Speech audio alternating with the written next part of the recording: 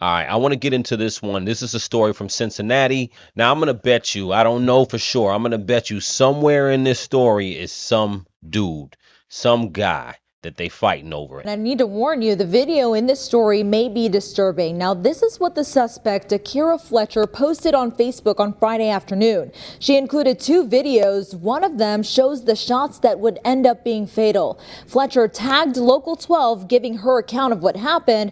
By the next morning, she was booked into jail. Hit me again.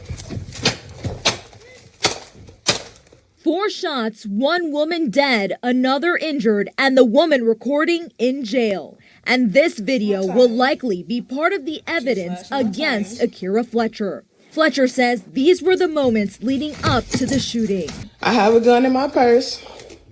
I have a gun in my purse. They trying to make me get out the car. They trying to make me get out the car. She's busting my window again. In her Facebook post, Fletcher claims she was being, quote, attacked by Norton. At one point, Norton appears to be holding a knife and then a rock. I don't give. Yeah, so right there, she's slashing the girl's tires. They had already, I think, broken one of her windows. And She just threw another rock at me, as you can see. She's slashing my tires. Eventually, the two women begin walking away, but Fletcher gets out of the car and is heard threatening them before they walk back toward her. You should be happy. You should be happy you don't get clapped. You should be happy you don't get clapped. That recording stops as Fletcher starts to move her car. The next video begins with Fletcher's window shattered and Norton approaching her car. It ends with gunshots and Norton on the ground. And you know what I really thought about this story is how reckless the girls have become nowadays, man. I mean, don't get me wrong, girls were fighting back in the day when I was in my 20s, man. But you know what? It's gotten to a point now. Girls are pulling out the guns now and shooting. You know what I mean? They're not just pulling each other's hair anymore and rolling around on the ground. I mean, they shouldn't really even be doing that, but you know, it's gotten dangerous because girls are pulling that trigger too.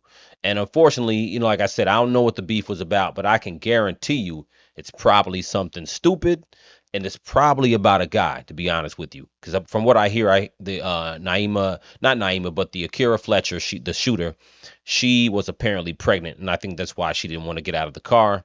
Anyway, they did charge Akira Fletcher with aggravated murder.